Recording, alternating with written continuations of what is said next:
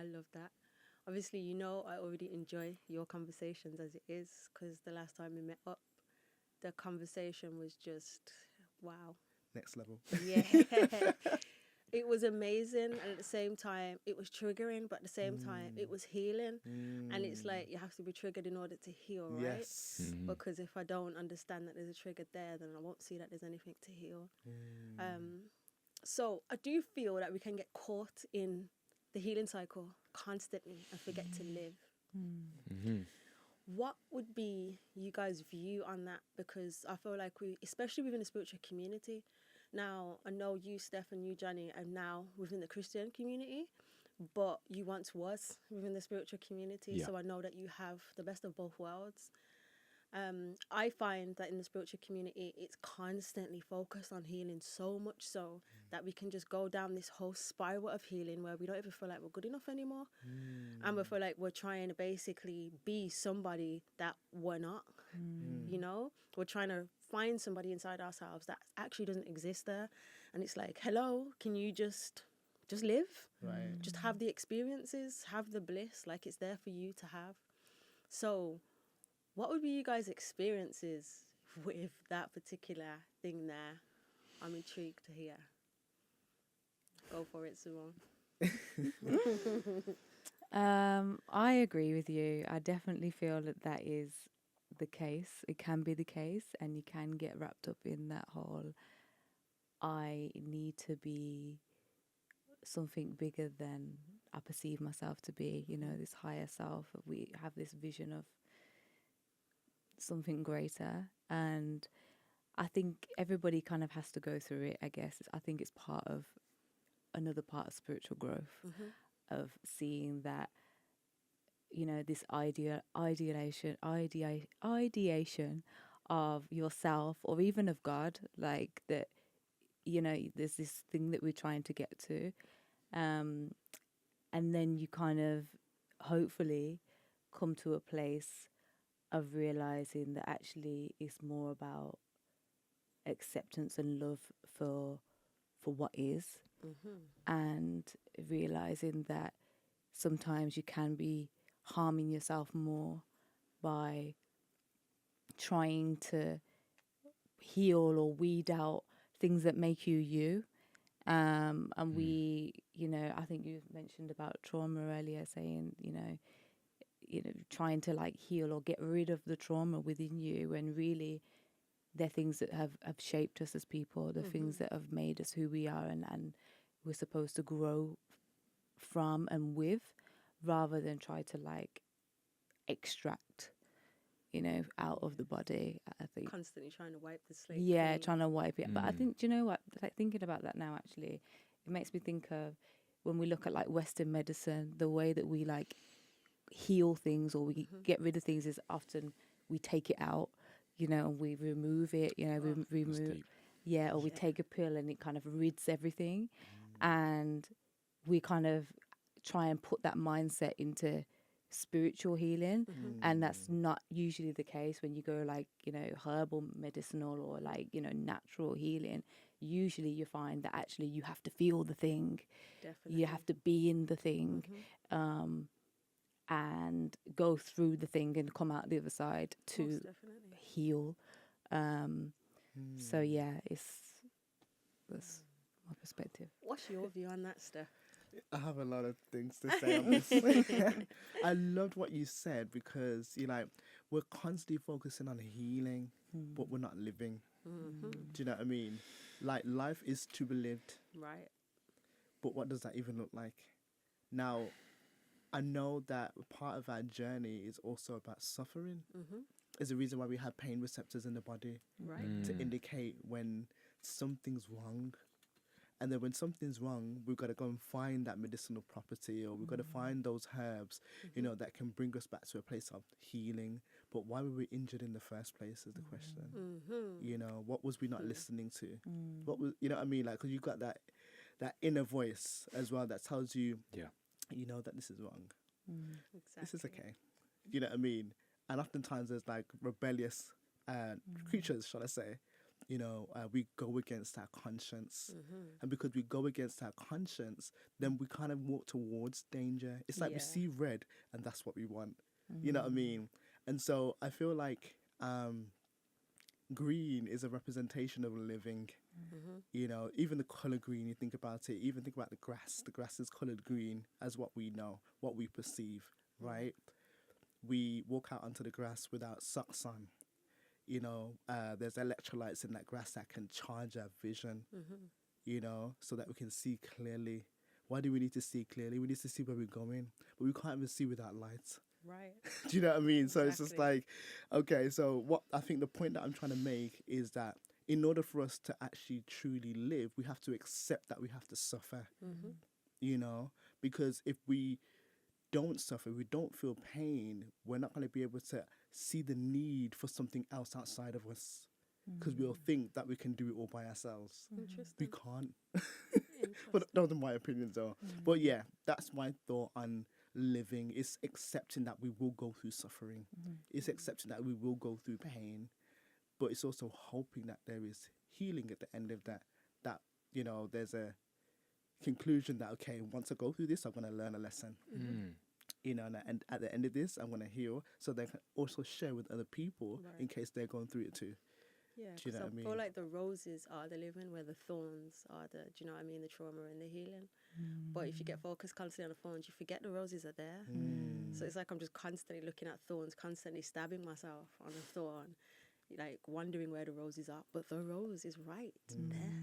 It's waiting for me to actually observe it and see, bring it into my aligned vision and say, okay, look, I can actually give you greatness too, only if you can actually see and receive. What's your thoughts on that, Johnny? Well, Steph kind of got me thinking there, because the way that we've been, whatever we believe, whether we believe we evolved or we were designed, the simple fact is that the body itself needs darkness and light, Mm-hmm. right? So, as a wise man once said, too much medicine is actually lethal, but a small dose of something lethal can be medicine. So, for example, just take light. If we were trapped in a dark room, let me start with the positive first. We now know that we need bright light during the day and complete darkness at night for the body to function properly. Seeds are developed in darkness. Seeds need darkness to germinate, right? And then they push themselves towards the light. But if we were trapped in this bunker, for a week in complete darkness, we'd get sick. But if we were trapped in here with light for the same amount of time, we'd also get sick. So we are living in this sort of dualistic world. Suffering is something that, Buddhism, for example, tries to escape. But the escape from suffering can become a prison in of itself. I can definitely relate to that. Maybe it would be wise for me to share my own trauma. When I was 8 years old, it was quite a pivotal year because I almost drowned, saving my sister from drowning in the sea. And then a couple months later, I was molested, right? So that got me thinking about death and about trauma, dare we say. I've had to heal from a lot, but I prayed about this before coming on, and I just wanted to share this and maybe open it up for you guys. Every trauma is an opportunity to heal, right? Every opportunity to heal is an opportunity to learn. So I think that without trauma, without things going wrong, we can't really appreciate life. And one of the best analogies I've seen of this is there's this Japanese art form called kitsungi, where you take a porcelain bowl, you break it, you fix it together with gold cement. It's stronger and it's more valuable than it began. So I think there's purpose in our pain, and our mess is our message. Definitely. Obviously, I'm sorry to hear that you went through stuff like that at such a young age.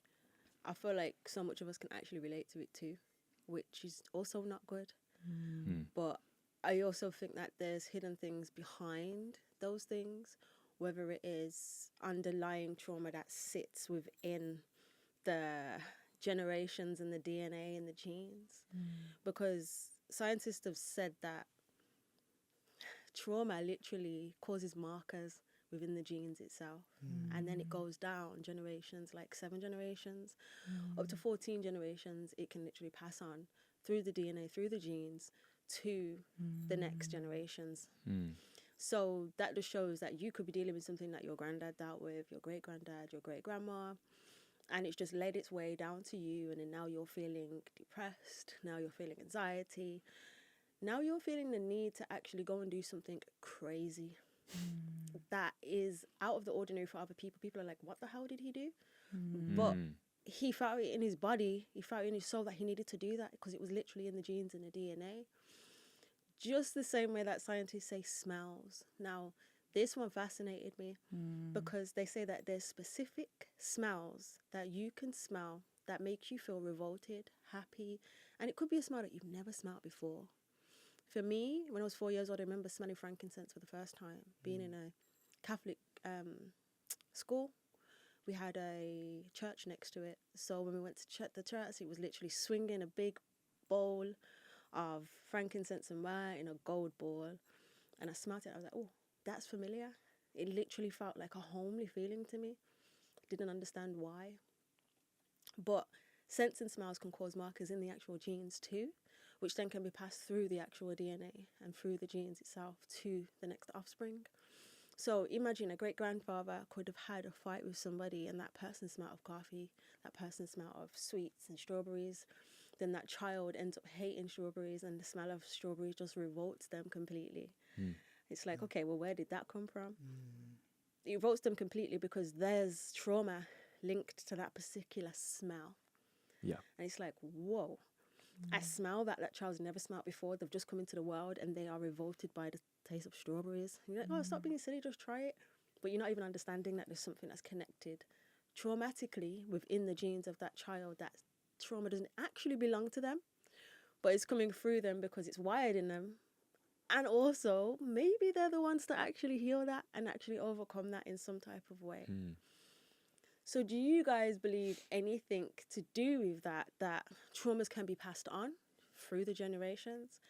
And then when it's passed on and it lands on that individual, that they're the ones that can actually heal that or strong enough to heal that, like they're a portal for that energy to come through. Anyone want to go for it? I'll jump in. Yeah, I mean, just my own opinion that I've sort of arrived at after thinking about this for 30 years now. Yeah, I have a sense that God picks somebody in the family tree, dare we say, to basically be the one to break it. Now, I don't believe that a human being has the capacity to break it, but I believe that God does, and that by reconciling with God, you can basically not only reconcile all of these sort of intergenerational curses, dare we say, and trauma patterns, but then be a walking, talking testimony to help other people. I think one of the reasons that we're allowed to go through trauma intergenerationally is so that we can help other people. But in my own life, I've seen, I mean, we'd be here for hours if I were to share with you, what I've sensed just from spending time around extended family, like what God put me on this earth to reconcile. But it's not something I think we ask for necessarily, but I think we're chosen for. But no. Yeah, I would agree to say that we're definitely chosen for it. It's like literally like a portal opens within us, and then we literally carry that part of that mitochondria DNA that literally just finds its way through. Wow. If most people don't know about the mitochondrial DNA, it doesn't even carry the father. The mitochondrial DNA is so interesting to me. It's intriguing because it's almost like the father commits suicide when it comes to that part of the DNA. It's like it doesn't exist. Yeah, but I am a part of you, but you don't exist within the mitochondrial DNA though. Wow. So why ain't you here? Like only the mother exists there, huh? So deep. Now I've got so much like, observation of that and say, okay, so that's the whole theory of the womb and the womb and the womb and the womb and the womb. And feeling all of that trauma from multiple wombs, and women are more emotional than men. Does that mean that men don't feel emotion? No, that's completely wrong. Men do feel emotion. They just kind of cage it up more because society says that they shouldn't cry and they shouldn't express.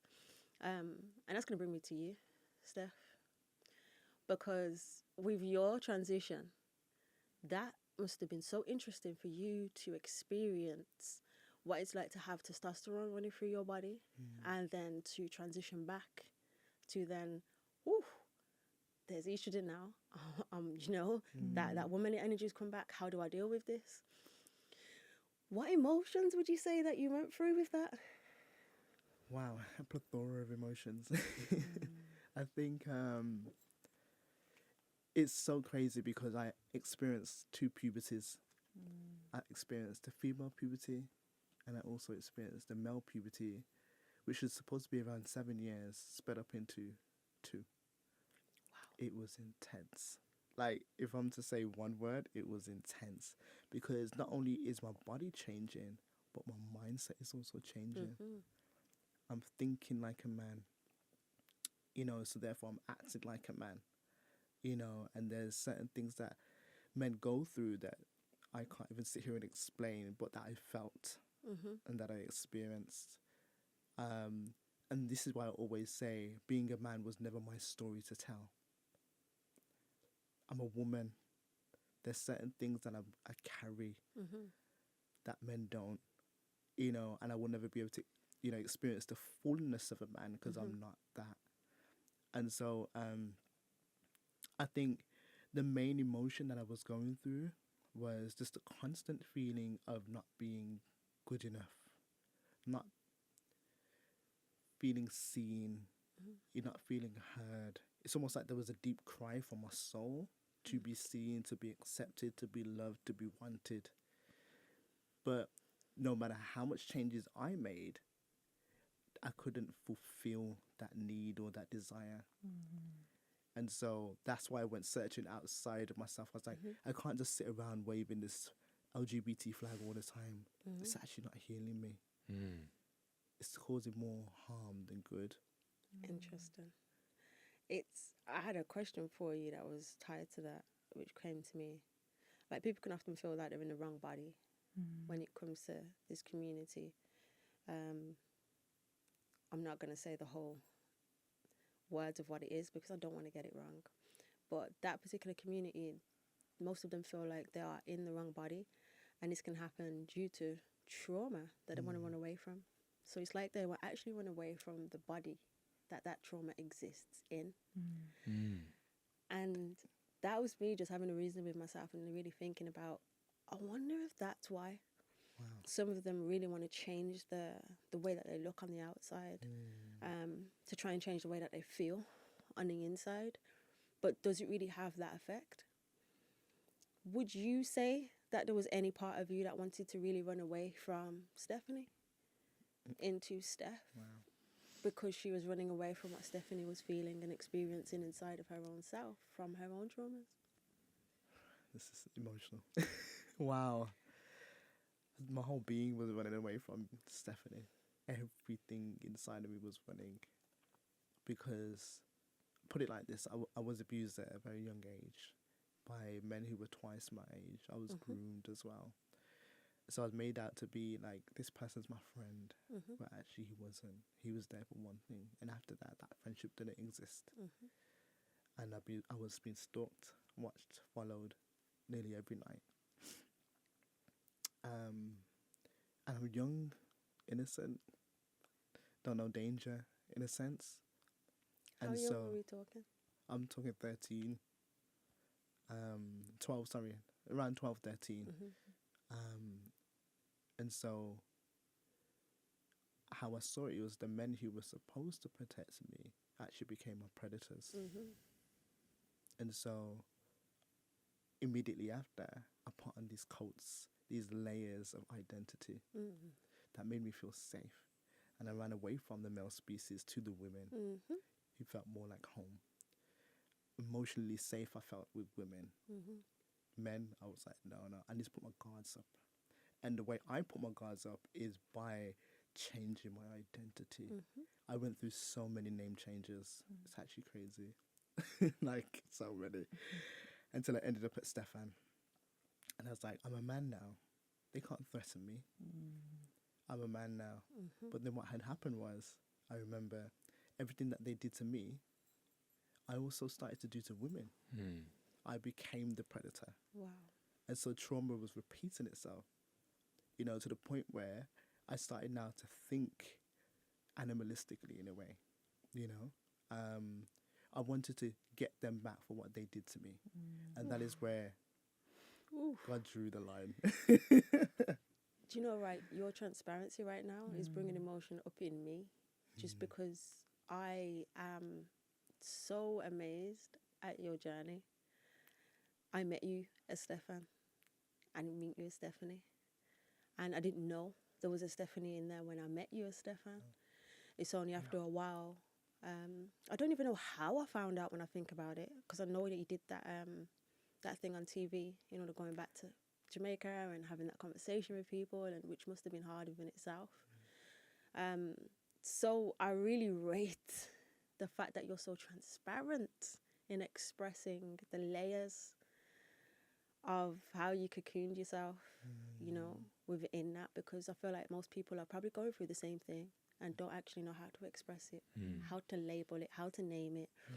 And I feel like when you name something, that's when you really kind of pull it out of the shadows in order to face it. Absolutely. Like without naming it, like you can't actually capture it, you know? So I just want to say, I rate you, seriously. I rate you highly. There's a different type of love that I have for you just because of the person that you are and how strong and resilient you are. You're an amazing person. So you, Alice.